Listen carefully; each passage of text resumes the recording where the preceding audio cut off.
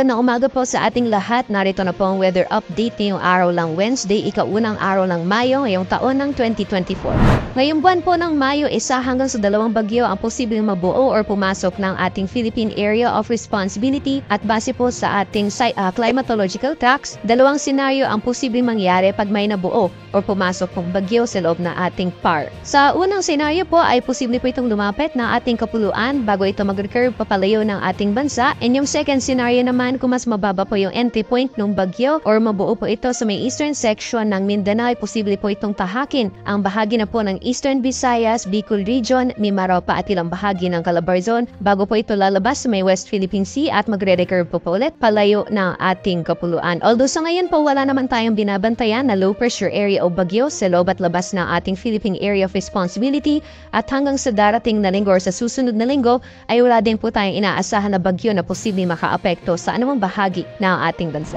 Base po sa ating latest na satellite image, meron po tayong namamataan ng mga kaulapan na nakaapekto sa inang bahagi ng Palawan, Visayas at Mindanao. Although sa ngayon po nakikita po natin papanipis itong mga kaulapan na ito, so hindi po ito tatagal na maghapon. Most likely, yung maapektuhan lang po na itong Intertropical Convergence Zone o ITCZ ay yung southwestern portion ng Mindanao, samantala mas mataas lamang po yung mga tsansa na makakaranas po tayo ng mga isolated mga pag-ulan sa bahagi ng Palawan, Visayas at nalalabing bahagi ng Mindanao area. Samantala kung makikita naman po natin dito sa Luzon, wala po tayo namamataan na makaulapan na magdudulot ng maghapon ng mga pag-ulan, so patuloy pa rin po yung epekto ng easterlies o yung mainit na hangin na nanggagaling sa dagat Pasipiko, kaya asahan pa rin po natin yung mainit na panahon sa nalalabing bahagi ng ating bansa.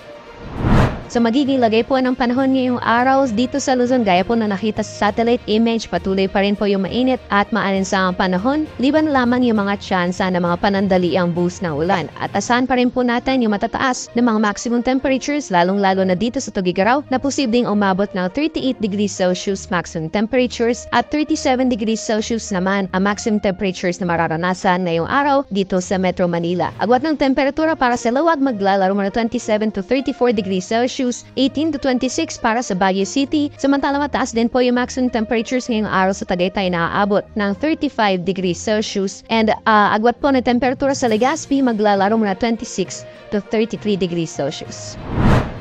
So magiging lagay naman po ng panahon sa nalalabing bahagi ng ating bansa gaya po ng nabanggit natin kanina, yung Intertropical Convergence Zone ay most likely magpapaulan sa southwestern portion ng Mindanao. So dyan po sa Sultan Kudarat, Sarangani, pati na rin sa Basilan, Sulu at Tawi-Tawi, magpapatuloy pa rin po yung maghapon ng mga pag-ulan. Samantala mas mataas lamang po yung mga tsansa na makaharanas tayo ng mga isolated rain showers or thunderstorms, pero generally fair weather conditions pa rin po tayo ngayong araw sa nalalabing bahagi ng ating bansa.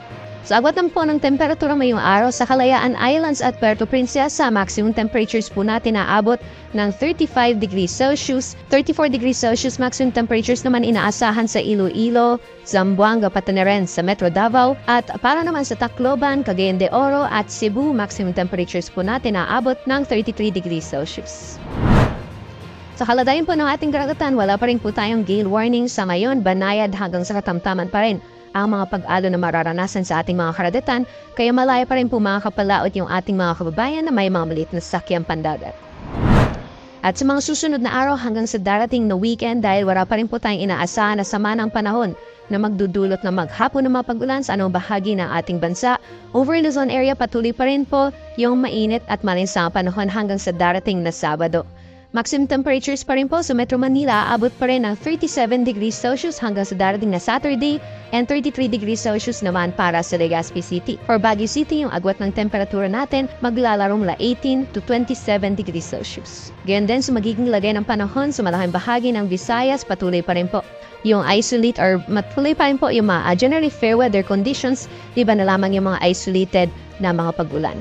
Agwat ng temperatura para sa Metro Cebu, maglalaro na 27 to 33 degrees Celsius, gayon din po sa Tacloban, at para naman sa Iloilo, maglalaro na 28 to 34 degrees Celsius. Para naman po sa mga pining syudad dito sa Mindanao, mas mataas naman po yung mga tsansa ng mga isolated rain showers or thunderstorms. Generally, fair weather conditions pa rin po tayo sa malaking bahagi ng Mindanao area. Metro Davao temperatures maglalaro mula 25 to 35 degrees Celsius, para naman sa Cagayan de Oro nasa 26 to 33 degrees Celsius at Zamboanga nasa 25 to 35 degrees Celsius.